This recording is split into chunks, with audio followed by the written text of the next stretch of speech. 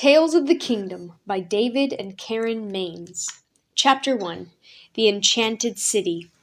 Once upon a time, not long ago and not far away, there was a boy, no longer a child, and yet not a man, who lived in the Enchanted City. The boy, Scar Boy, and his younger brother, Little Child, were not like the other children in the city. Yesterday, their mother had died, and they had immediately been taken into custody by the enchanter's men. Rumor said that the enchanter kept orphans to stoke the huge fires that burned deep in the hold of Dagoda, the temple where the enchanter lived and ruled. A burner, one of the secret police who carried out the enchanter's bidding, had brought the boys to the burning place, a vast square of ashes. There they would watch the funeral ceremonies for their mother, whose body rested on an ornate bier in the middle of the field. The thought of his mother choked the older boy. She had been so beautiful as the daughter of a king. There is a king, his mother had always insisted, a real king. She believed the ancient tales, even though signs were posted all over Enchanted City.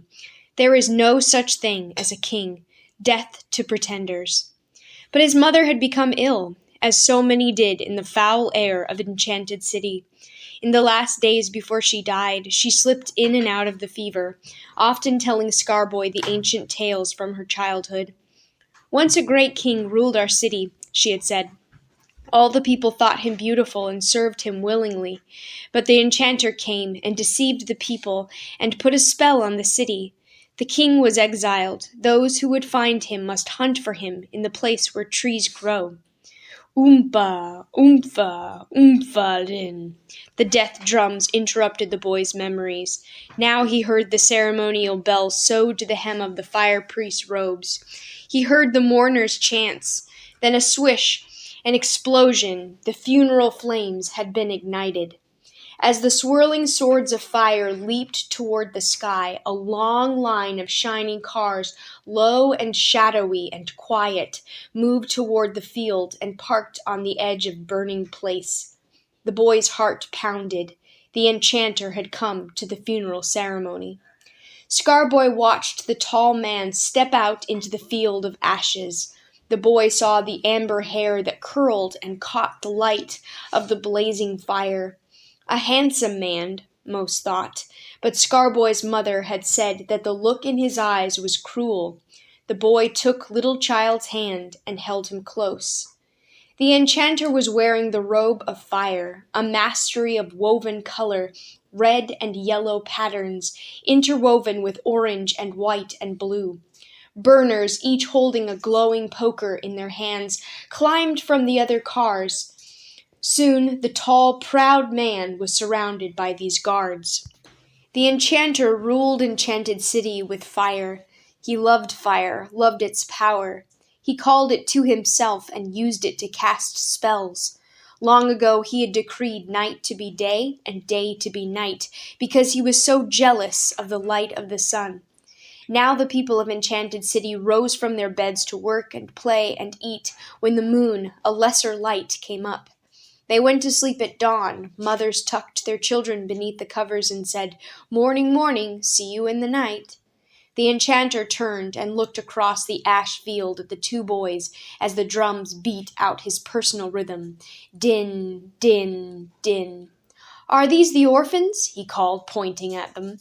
A burner nodded. With quick, long strides, the tall man covered the field between them. Burners marched behind the enchanter in formation. Each held high a poker, which was now smoldering with hot power. Scarboy covered his cheek with his hand. The enchanter faced the boys. The man's eyes widened, then narrowed. Suddenly, the enchanter reached down and removed Scarboy's hand from his cheek. Then the ruler lifted the boy's chin. "What is that on your face? And why were you not outcast from the city?" The boy squirmed. He wanted to scream for fear. He wanted to kick and run. The man's touch was hot. He struggled to keep calm. It is not a disease, sire, nor was I born with defect. An accident at branding." It was the truth. Long ago, as was the custom when a child was 5, Berners had taken all the children of Enchanted City who were his age to brand their hands with a hot poker. "You are signed with the mark of the enchanter," the men had cried. "Never forget you belong to the keep of the great Burner." The boy had screamed, bitten, and kicked. In the struggle, the cruel brand had fallen, either by accident or by purpose, on his cheek. He would bear the scar the rest of his life. People always looked at him and gasped, then turned their eyes away. Children pointed and shouted, "Scar boy! Hey you, Scar boy!" Soon he had learned to cover his face with his hand. Now Scar boy remembered his mother's final words. "Take little child and escape. Escape before branding time, before little child turns 5. Escape before the enchanter comes." But it was too late. The enchanter held the boy's chin with a vice-like grip. The man bent close, and the boy shuddered at the waves of heat. "Your mother foolishly believed in kings," the enchanter whispered. How did he know that? Scarboy wondered. He noticed that the Burner's pokers flashed a sudden hot red at the words. The enchanter's lips smiled kindly, but his eyes were all malice. "And what does her son, her orphaned son, believe?" The boy pulled his chin out of the man's clutch. He covered his cheek again with his hand. He cast his eyes to the ground. "I have never seen a king, sire, only an enchanter." The cruel eyes narrowed even more. "Seeing is believing. See that you keep it so, orphan. Keep it so." With that, the great Burner turned on his heel. The guard marched beside, and the drums paced. Din, din, din. Then they were gone. Scarboy's lungs screamed for cool air. His heart timed, "Escape, escape, escape." He would rather die than be a slave of the enchanter. But it was too late for such thoughts. Scarboy felt a strong hand on his elbow. The butt end of an iron poker was shoved into his side by the Burner, whose eyes were hollows of darkness, empty even of the dancing light of reflected flames. "Come," he said, "to the orphan keeper with you." The 3 moved away from the burning place, down little streets, past narrow buildings. Night lights stood on poles and lit the way. Day was far off. When they came to the market, Scarboy could see the jumble of bins and awnings, could hear haggling and barter. The Burner had released his hold, but it did not matter. His hard poker still jabbed Scarboy's side, and the boy knew he could never outrun his captor. Little child whimpered, and Scarboy lifted him up. Suddenly, the power failed. "Lights out! Lights out!" people cried. Power-outs were frequent, but at this precise moment it seemed a miracle. The Enchanted City needed man-made power to live by and to light the night. Everything ran on energy, from furnaces beneath the city, which were stoked with fuel.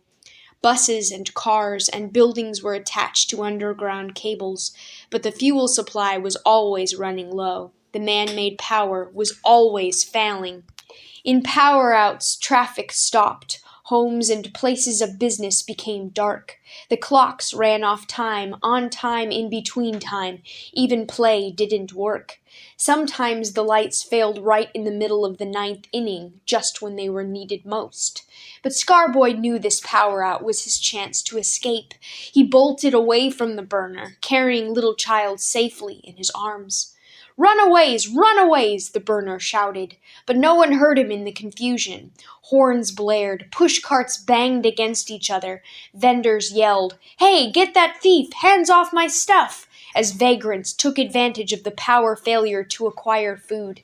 Everyone screamed, "Lights! Lights!" Amid all of this din, Scarboy made a successful getaway. He ran with his little brother in his arms, ran until his heart felt like bursting. When the power came back on, Scarboy stopped his frantic running. He had lost his way, and he knew that soon the Burners would come looking for them. The enchanter could not be cheated out of what he owed. Fortunately, dawn was coming. All would obey the edict, sleep in the light, except the Burners, who would keep hunting, even though the bright light hurt their eyes. If only Scarboy could stay awake and hide until he found the way out. But what was the way out?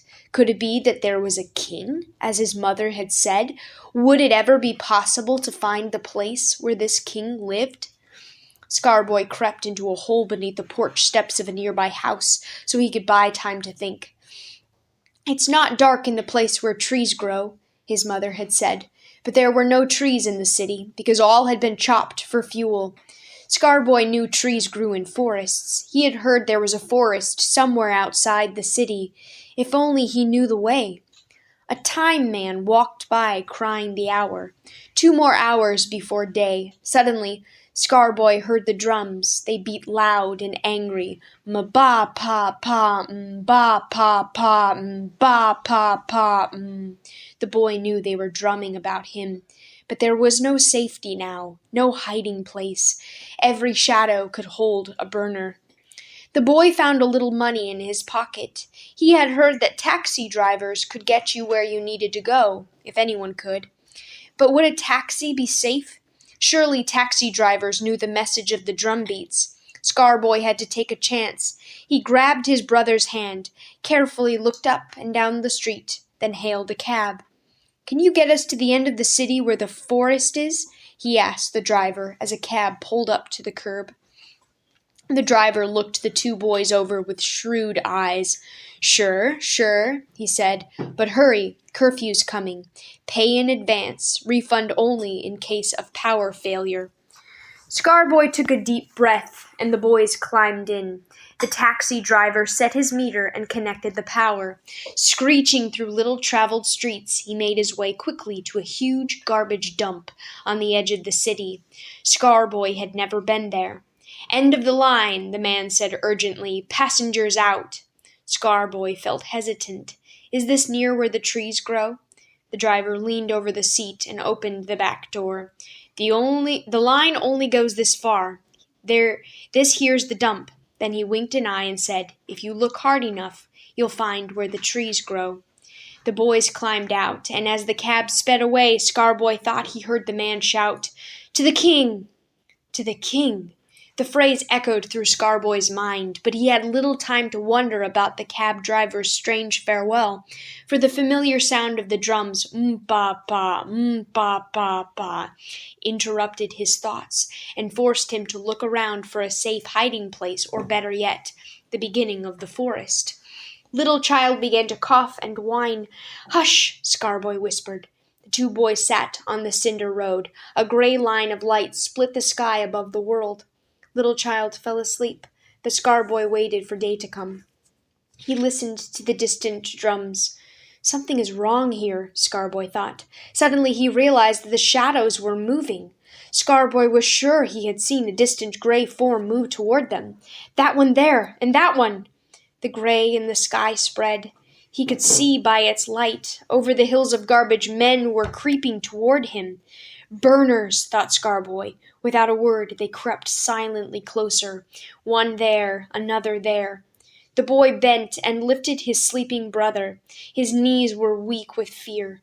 He was surrounded on 3 sides by an advancing menace. He could see them more clearly as the sky began to brighten. The message drums were sounding far off from within the city, but they were beating faster and faster and faster.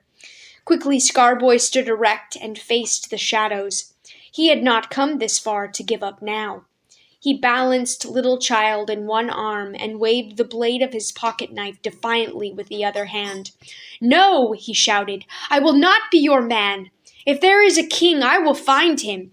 If there is a way, I will hunt it out. I will fight you to the last." At that moment, day broke behind the boy. The sky flushed a pale pink, then warmed to rose. The burners paused. Their eyes could not bear the bright light. Scarboy heard a strange and musical humming, which seemed to come from the other side of an old gate he had not noticed on the edge of the garbage dump. The burners stopped, shielded their eyes, and looked up at the ever-brightening sun. In that minute of advantage, Scarboy turned and ran. He raced with Little Child in his arms toward the old closed gate, away from the enchanter's stunned hunchmen. Wild weeds grew around the stone gate posts. The wrought iron latch, which was rusted. Breathless, the boy stopped and rattled the gate. Just then the sun blazed radiant above them, and the gate began to creak slowly open. Waiting impatiently for entrance, the boy glanced up at the arch. Words were chiseled in the old moss-covered stones. "Welcome, all who hunt." Scarboy squeezed himself and his brother into the ever-widening entrance. He was breathless. Little Child was heavy. How could he close the gate? And where could he hide next? "You called?" asked a voice behind him. The boy whirled to face the funniest-looking man he had ever seen. The creature was tall and wore a small tree on his head for a hat. His clothes were a color between green and brown and gray. A giant set of keys dangled from a vine which circled his waist. He had long white hair and a long white beard, and both of them were tucked into his belt. His coat had pockets, and his vest had pockets, and his pants had pockets, all filled with pruning shears and scissors and trowels. The man was holding a hatchet, carved with strange markings, in front of his face. Slowly he lifted it with both hands above his head, and Scarboy noticed that the musical hum was coming from the hatchet. The gate slammed shut, the drums outside stopped beating. All was quiet. Scarboy was aware only of one sound. Chirp, chirp. What was that? A bird singing? The sound fit his mother's description, but he had never heard its melody before, since there were no wild things in Enchanted City. He looked down at his brother in his arms. Little Child was as quiet as if he were in a deep coma. "Welcome, hunter," the strange man said, and chuckled. He hung the hatchet on his belt. Every move he made sounded with jingling tools, bumping against still other tools. "Are you the king?" Scarboy wondered. "No," the man said, laughing. He walked close and lifted the heavy child from Scarboy's arms. "I am one of the king's men. I am caretaker, and you are hero. Welcome to Great Park." "That is not my name," the boy protested. His empty hand moved by habit to cover his scar. The man chuckled again.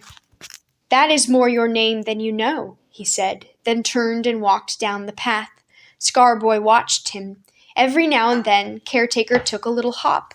When he did, every inch of him jingled and chimed. The boy was astonished at this silly creature. "A king's man," he thought. His wonder increased. Caretaker stopped and looked back at him. "Come," he yelled, "we will go to Mercy." Scarboy watched the man dance down the path. Then he noticed that full day had come. The boy looked around at the trees and bushes and glorious spreads of green grass, all growing things. He took a deep breath and filled his lungs with cool air. Hero? He would wait and see if such a name were his. A king's man? But where, then, was the king? He would keep watch for a king. After all, seeing is believing, as the enchanter had said. One thing he did know. His mother had been right. It was not dark in this place where trees grew. There was hardly any darkness at all. The boy hurried to follow after Caretaker, feeling in his heart as though he had discovered something he had been hunting after all of his life. And so the boy escaped from the perilous Enchanted City because he was a hunter at heart, and hunters always find more than they know.